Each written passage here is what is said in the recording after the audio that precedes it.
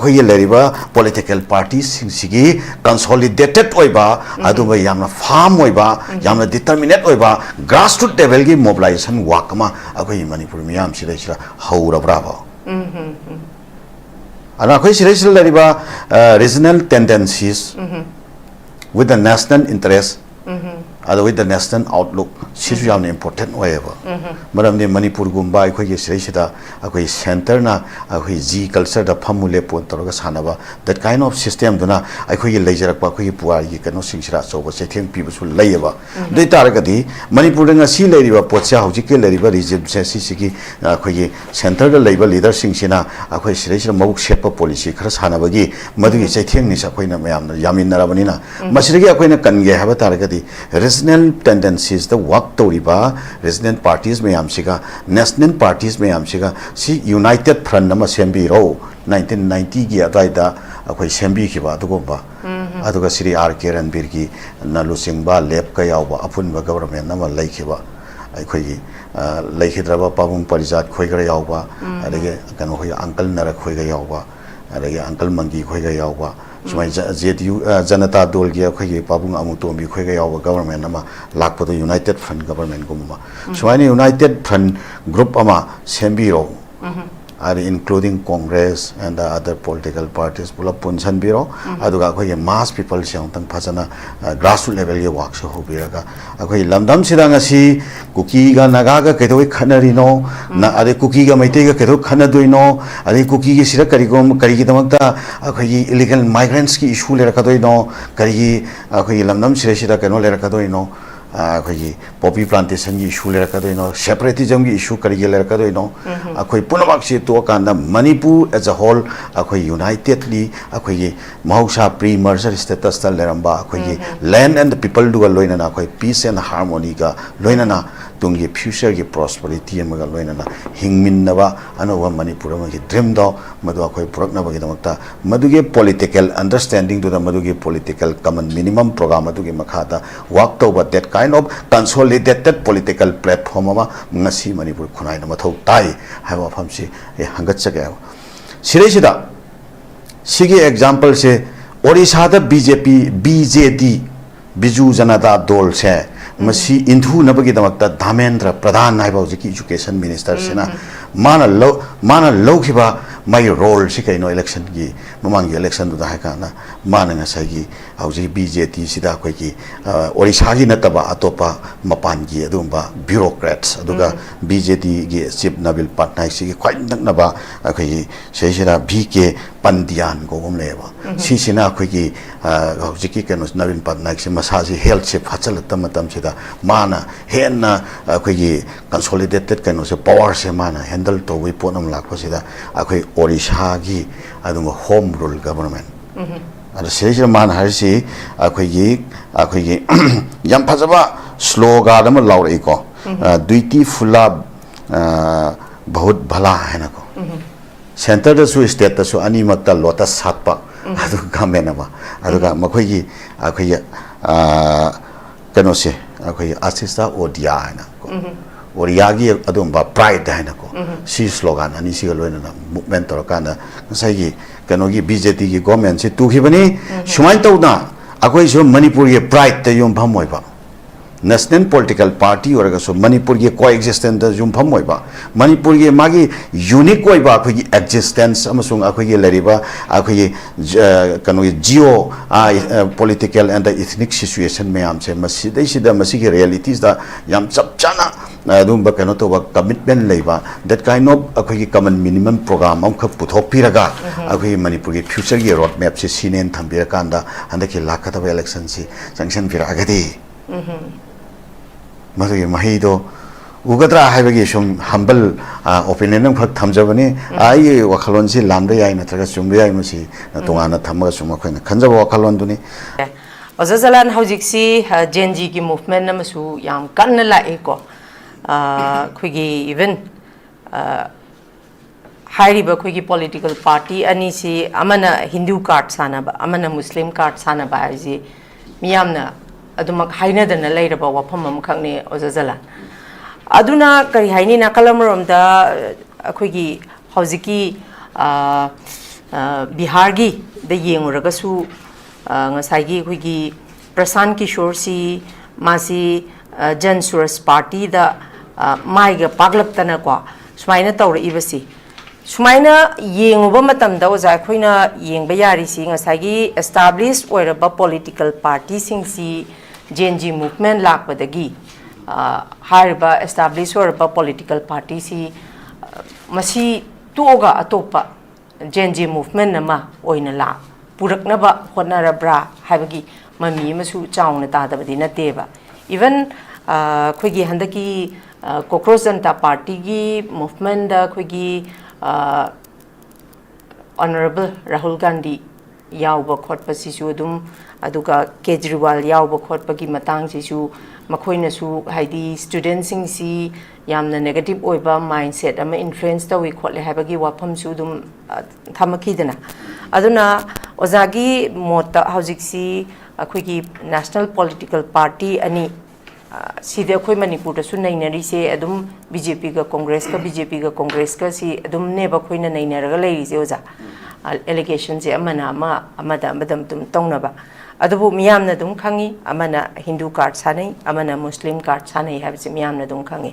अदुना Laiba हौजिकती JNG की अचौबा movement अमा लाबनिना ओजा मतम हौजिक लाइबा चेंजेस सिदा रिवोल्यूशन सिदा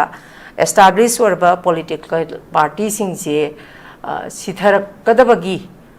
kiningai oba mami ma khakti la e haina lawba yabra kamai tawi oza Jalal kamai thamining uza akhoi ge karigumba akhoi ge keno amagi regime mama hasira nitragana akhoi ge kaigumba political party amagi अखोई मागे सुम मागे काखलक पोचे मागे highest pick stage रखप मतम से सिगे मतम से सिदा खोगी अमुका highest pick stage सी योरादि अमुका मागे डिक्लाइनेशन से अमुका तमना अमुक डिक्लाइनेशन लापगे मतम अमुका लाएबा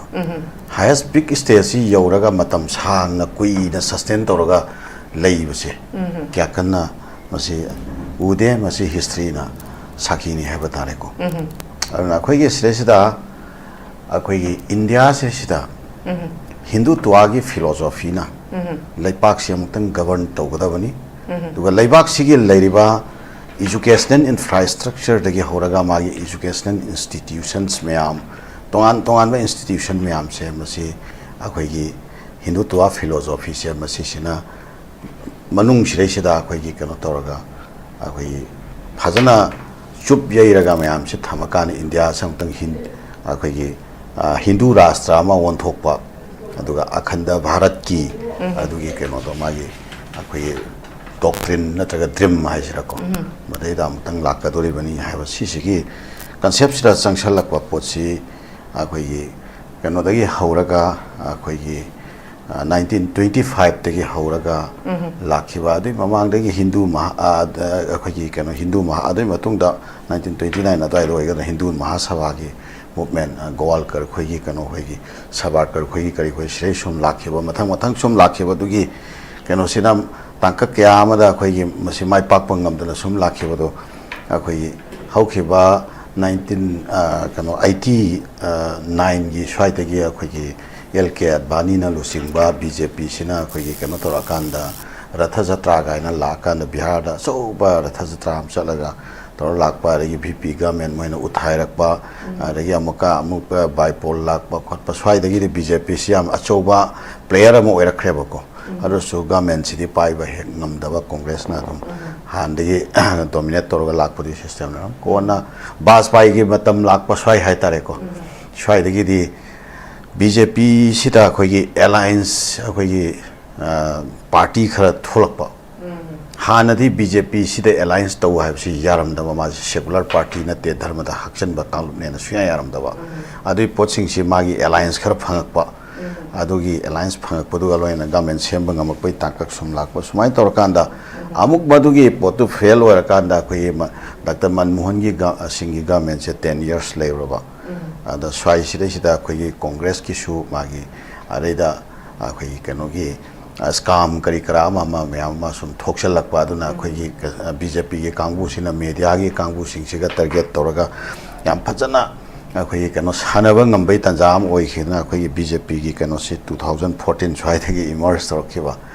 ꯁꯤꯗꯩꯗꯤ ꯍꯧꯖꯤꯛ ꯐꯥꯎꯕ BJPꯁꯤ ꯅꯝꯁꯤꯟꯕ ꯉꯝꯗꯗꯅ ꯁꯨꯝ ꯃꯥꯁꯤ ꯁꯨꯝ ꯀꯥꯈꯠꯂꯛꯄꯅꯦꯕ ꯀꯥꯈꯠꯂꯛꯏꯁꯤꯡꯁꯤꯒꯤ ꯇꯣꯉꯥꯟ ꯇꯣꯉꯥꯟꯕ ꯐꯦꯛꯇꯔ ꯃꯌꯥꯝ ꯑꯃꯗꯤ ꯂꯩ ꯏꯂꯦꯛꯁꯟꯗ ꯃꯥꯜ ꯄ꯭ꯔꯥꯛꯇꯤꯁ ꯇꯧꯕꯒꯤ ꯐꯦꯛꯇꯔ ꯑꯗꯨꯝ ꯑꯩꯈꯣꯏꯒꯤ ꯍꯥꯏꯅꯕ ꯂꯩ ꯑꯗꯣ ꯊꯥꯖꯅꯤꯡꯉꯥꯏ ꯑꯣꯏꯕ ꯃꯑꯣꯡꯁꯨ ꯑꯗꯨꯝ ꯂꯩꯈꯤꯕ ꯃꯇꯝ ꯃꯇꯝꯒꯤ ꯇꯥꯏꯝ ꯇꯨ ꯇꯥꯏꯝ ꯑꯗꯨꯝ ꯂꯩꯈꯤꯕ ꯃꯌꯥꯝꯅ ꯈꯪꯅꯍꯧꯕꯁꯨ ꯑꯗꯨꯝ ꯂꯩ ꯑꯗꯨ ꯃꯌꯥꯝꯗꯨ ꯂꯩꯔꯒꯁꯨ ꯃꯣꯏ ꯑꯗꯨꯝ ꯃꯦꯅꯦꯖ ꯑꯦꯅꯤꯍꯥꯎ ꯃꯦꯅꯦꯖ ꯇꯧꯔꯒ ꯃꯈꯣꯏꯅ ꯑꯗꯨꯝ ꯄꯥꯏꯔꯒ ꯑꯗꯨꯝ ꯂꯥꯛꯏ ꯑꯗꯨꯅ ꯔꯤꯁꯦꯟꯠꯂꯤ ꯑꯩꯈꯣꯏ ꯄꯥꯡꯊꯣꯛꯈꯤꯕ ꯑꯁꯥꯝꯒꯤ ꯏꯂꯦꯛꯁꯟꯗꯁꯨ ꯌꯥꯝꯅ ꯑꯆꯧꯕ ꯃꯥꯜ ꯄ꯭ꯔꯥꯛꯇꯤꯁ ꯐ꯭ꯔꯣꯗ ꯑꯗꯨꯒ voter scam kari kara mayam ama lay haina khre ko aduga nakal amrom da amuka West Bengal gi election se sira tawri ba mong si democracy mansalak tre kaino moi re ko si yam yeng ba yam nungai tra ba ai khoina kaino moina akoi layman person na moina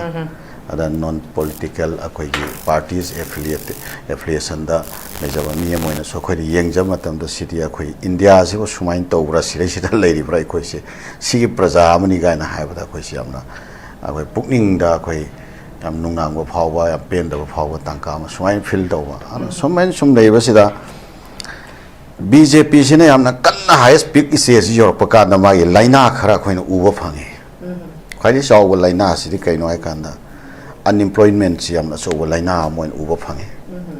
ada unemployment si ga loina ne inflation si masi su yam so laina amu phange inflation si lakpa kan ja khoi privatization si yam engalakpa aduna adani gumba ambani gumba magi pocket ta gi pick to gujarati ko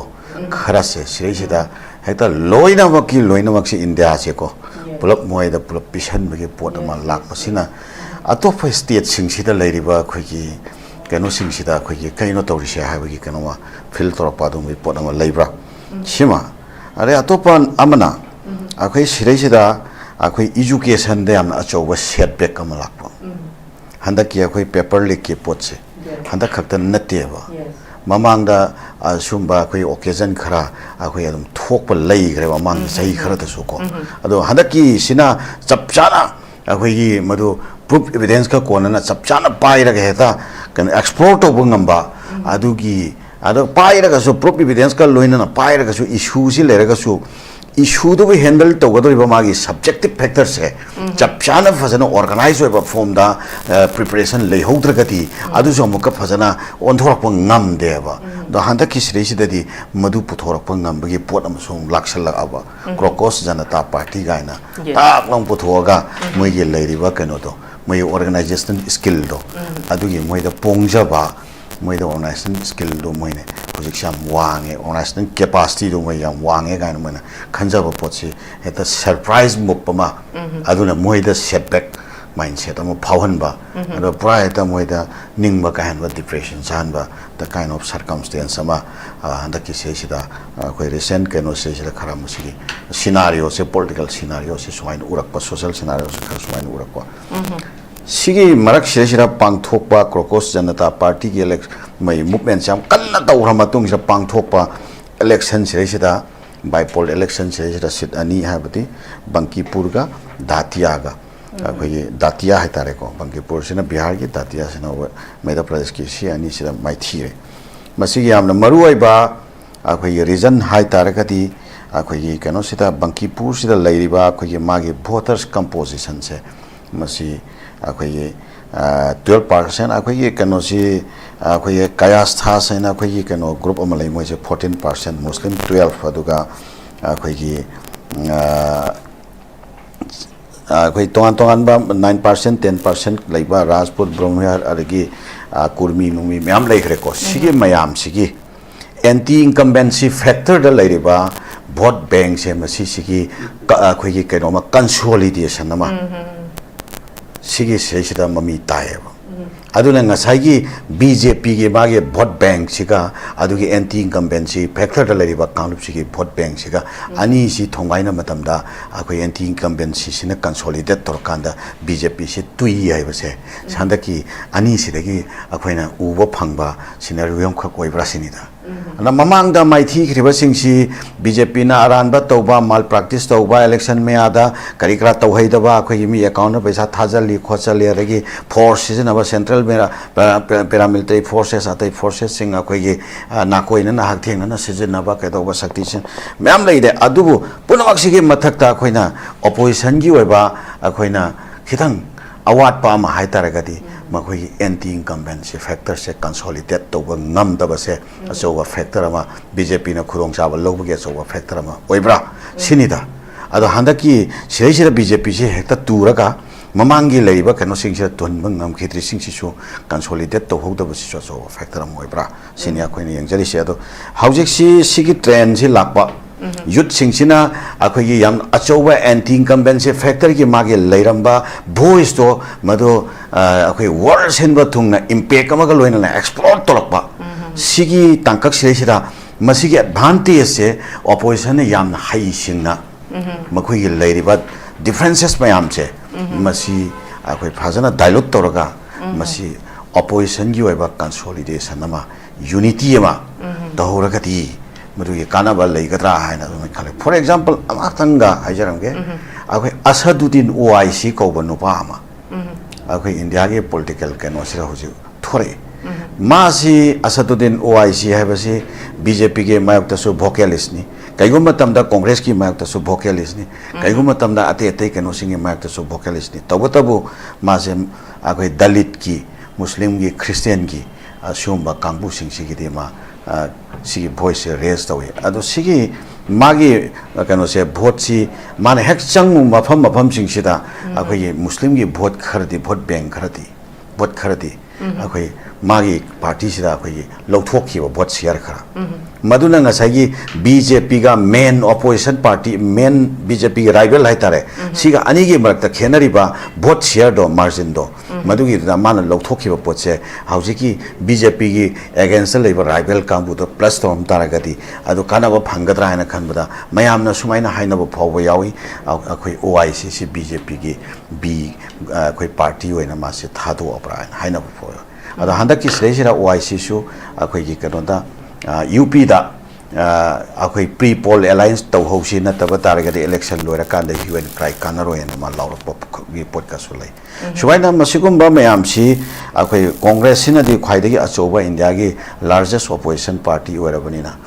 mana magi responsibility se khare hana chawbra aduga loina na left parties lairiba akhoi gi matam sangna secular India is a secular amasung democratic oiba adumba values aduga ground akhoi realities a miyam gi nungsinaba harmony thambagi values da matam sang advocacy oraga lakpa left party singsiga loina na congress amasung regional parties miyam segi consolidation na mayam na chetpa consolidation na work out toba ngamba taragati lakadaba matam sesira sigomba akhoi gi mayam na fascist regime harga khangnariba sumba kanglap se defeat toba ngambagi asa amakak hope amakak lakadra haibagi thajabadu handaki bipolar gi potsi urakan na sumaina mayon chong pa haitare admai thamjake thank you very much thagachari ai papi oja jalan da lakjage oja jalan hojiksi khoigi angasai hak na su punjab khoigi established political party si sidagi kitang amuk na thaira kanda even koi manipur gi su hojiksi lakadori be election si gi oina local party haragadi khoi regional party si tongan ba regional party hojiksi khoi form taraga thoklakpa khoi gi intending candidate po khoi chini habese dum ure ko ado sigi matang sida vote het lepakpagi matang da chen yaudragadi kadai dei pesana vote leptoino chen paisa pidragadi vote thadar oi habagi kai haini sigumbagi akiba kaino simana adum mangonda negative energy madum leiba aduna even housiksi lairiba thoiba wathok thokdok aduga unwanted in series of incidents in manipur ta tho asi phauba khoigi ngasagi local party si miyamna su amuksu dum support su taunari aduma pusigi matang sida oza makhoi da su dum sen yaudragadi board lepa yaroi habasi sigi wakhal sida loin mak adum lairagadi oza akhoina pami base masi yam lapna leigadra habagi akiba su dum mak lei oza gi mon se kari kamai thambiningi hari swai da ne akoina akoi khunai sida samam na ba hetare akoi da near future da akoi gi karigomba awon ba hongba ma akoi lakadra habagi wa asha do adai da samam na ba phawwa matang ma hek lai se to samam na ba phawri ba se sisige maru oi ba cause ani khak lai ba factor ani khak amana akoi gi objective factor wari ba akoi gi miyam se masi hauji phau makeup thok tri ba akoi miyam sina gyan ta ra tawgada ba thau ne ba se akoi gi miyam sina akoi na mayok na riba samasya si gi horak pham akoi phajana khangdri ba ado targeti akoi gi miyam sina afaba magi representative krai di puthora da ke ngasi akoi gi leriba representative sing sina akoi gi leipak se ma si nungai yai phaba leipak amoina thamgada bodo ngasi nungai yai phaba leipa amoina thamngam tri se akoi gi representative si shoiba da gi ni ha se akoi gi miyam na understand tawba mathau tawgada bane ba ado ngasi akoi gi miyam se understand tawte ba tawba ngam de ba hari adu gi mohota kari lai election gi matam da akoi paisa logani saksa haijan nagani adagi korfu korfang party likli hani sejta sakani paisa logani adagi election lora matung da mo kari tawni lambi da street ta khoi slogan law thorkani rubber bullet chagani adagi khoi tear gas chagani adagi water cannon chagani akhoi tawrisi election lora kana state ta law chakadoriba state ta ngasai law hri myam do adu election da ngasai adu issue du da election du tawnan election du da khoi vote pi ba adu pot leiti ba khoi se ta khoi gi kano se adu thok tana ba ta hok da ba do na khoi CSO myam law ri se ri sidi pressure group ne law bai wani government na tawba policy program amada madu lephan nana ba pressure pi bai yai natraga kaiguma policy program khara paikhala nana ba law di ngam me ba CSO se but tawgadori ba policy program do policy makers to the legislature kangu sini political leader sing sine ba doi tar di political leader se akhoina afaba political leader puthok pa hai se akhoi loina ma ki responsibility ne na khan ga do bane ba ada nakal amrom dana CSO singsina mu kai dawni election ye mea da akhoi di ranji yaw da bani haibasi ge ground da muka leithuani adagi amuka leader sing khangde ama khangde kari gram ama singsina paktha naraga dum to usum yawnari ko shuma makhal gi that kind of situation sina maram orakanda lamdam sida akhoi ge political scenario si change to ngam da ba adugumba laina ama khak akhoi silai aduna maram orakanda kana la I haiba kanda migi street ta fajana fight toraga akoi ground situation se fajana analysis toraga thengnaraga struggle toraga lakpa political activist sing to madudagi akoi ye political leader se masi oihanna ba political leader khanna ba adugi wakhal duri tawdre sen pairaga laktar gadi mi do akoi na se ব্যবহার to respect to salani hari hauje akoi se I show example giwani ko agoi se ase program am to hai se ba program tu da yaubi you hai ne invite to riba kangbu sina yeng isi kai noi kanda program se da yau ga do riba mi si gi magi keno tu yeng wa ba mi do kana no yeng wa my quality yeng wa ba mi do na kya inthra kadori mo si yeng ya ba ala nga sai gi kakari sinpham dagi talori paisano khangdaba adum puthoga lising yangai hapchal le haradi nasai ngarang nahan khakta aswaida phaireng tureng akhoi gi kainom torum bagi pochai kai kawa toru ebra kaino jail daga leiru go kholu thora lising yangai hapchal adi chief guest ki pham le rame abate yes ada nahan dagi ground work ta masida habu hanai myak marak tam miam ga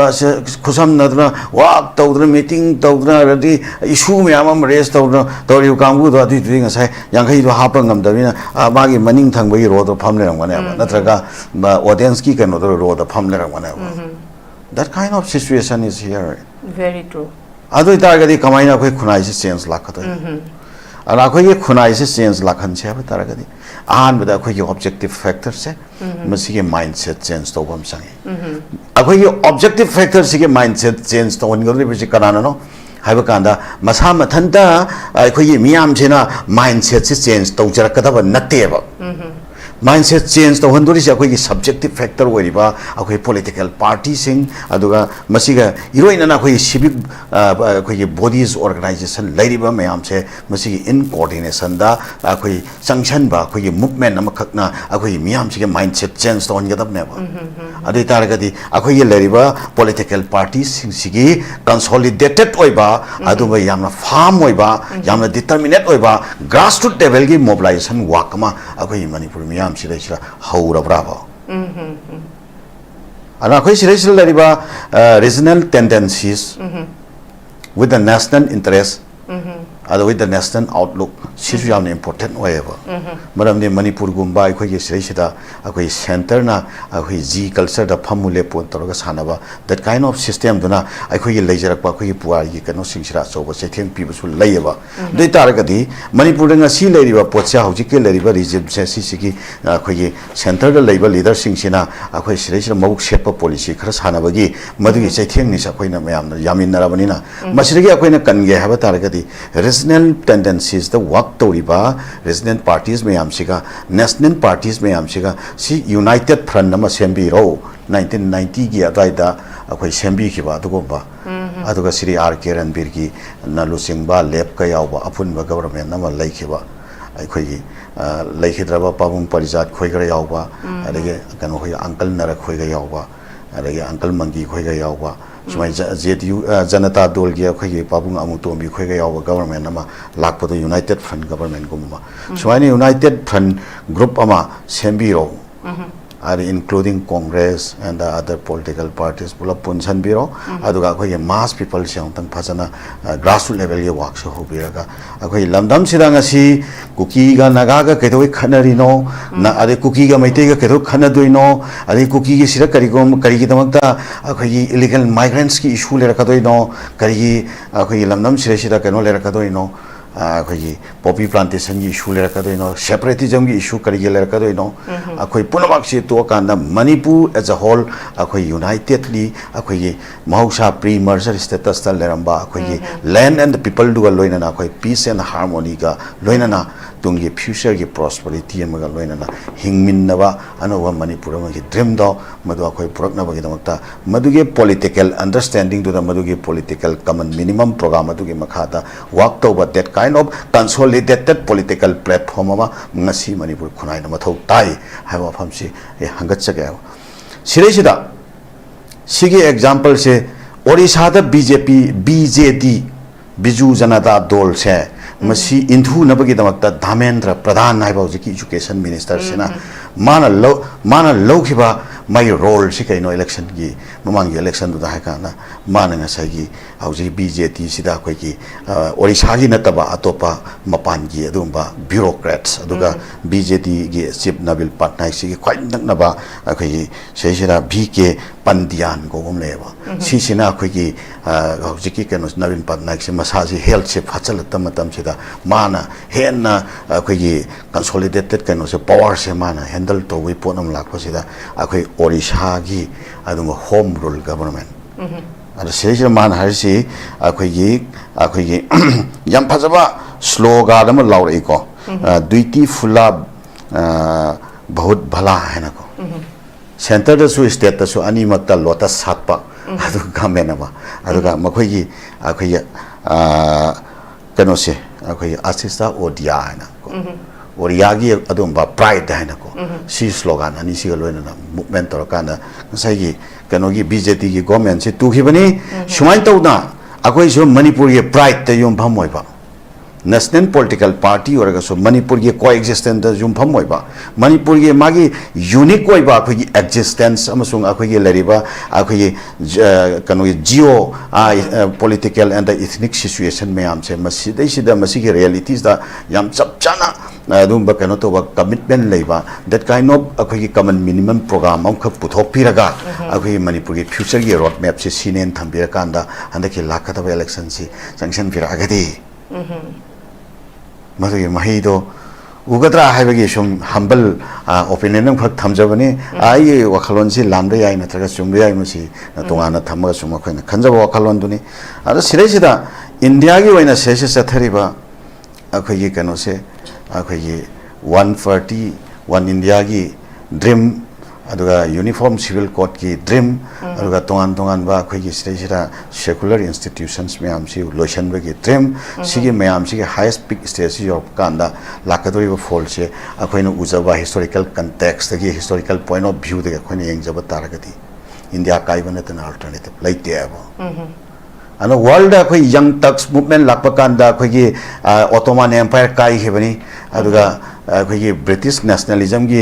kano se khoi vibe si wang khalak pa kanda British empire kairakani aduga khoi Russian federation gi magi Russian nationalism si wang khalak pa kanda USSR kai khibani swain tauna akhoi India gi adugumba akhoi kano se federation akhoi quasi federal akhoi structures laiba polity system si tongan ba nithopan ba leipak macha mayam khakna stand still agreement gi makha da punjan gi ba tete agreement sing gi makha da punjan gi ba structure se masi Hindu nationalism na kan wang khalak pa taragati sungshoi shoi na karak pa si masan ta bane ba maduri kan gi ha ba taragati akhoi alternative formula ma ta leite Indian constitution bachao ha se Indian consider bachao hai si formula se natal leite se se khoi miam se sida hausi JNG adu da movement lai se realize nan yam phachaba hari akhoi keno ma khak slogan ma khak thena jai akhoi bhed bhav se azadi bhed bhav se azadi hari bako bhed bhav sina akhoi se namkhai ra akhoi miam se nafrat si akhoi yangthi na bagi enmity ge mindset se sina akhoi miam se leiri se si to si akhoi yam ware yes mathau ta re akhoi mi masel ngaktani akhoi nuksina se ana Indian freedom movement ge matam da Hindu Muslim Sikh Isai se tau khiba lomin na khiba dai tamya yang biu ne India ki parliament ki akhoi ki kano India gate ki adai da iriba freedom fighter singi list tong te yang biu India ki adum ba Muslim scholars id ulema marubi se masi masing yam grabo ulema myam ko pharsi toroga hat from Indian freedom movement ki matam sira swai toroga sanction min rakhiba kano se sira housing Muslim hatred politics si se torakanda jase torisi pamak treba some section kuri makna pang kram manipur so mangai akhoi sira akhoi maitai kuki naga pangal haina tawbse si ware akhoi being as a manipuri kharam haijalakani native am haijalakani kharam nghabler kam haijalakani indigenous am haijalakani adegi akhoi sina akhoi kharamana akhoi yamna leipak si gi hak leiba kanglup tu akhoi ni harakani kharam na khoi kharamana hak noi leidi leiba yaba duga hakti yam leitaba adum second class ki kanglup am ni ga harakani ngak ki oiba bangang nang ba sumba mayam sigi mindset se to se being as a manipuri akhoi equality fraternity aduga akhoi justice aduga coexistence ki mindset solidarity brotherhood sigi mindset sida aduga akhoi equity distribution akhoi system de makha akhoi mayam se chakthung phithung manana amana amabu ব্যবহার taunaraga amana amadagi hena wangdaba amana amadagi hena handadaba discrimination taunadaba that kind of social dream ma akhoi thamakanda akhoi politics se adom the thousand bira agati akhoi political leaders singina already mature politics ama akhoi se initiate tawre e haina akhoi miyamna logadra sumaina ga ai hangat chaningi si wafam karase thamjara thank you very much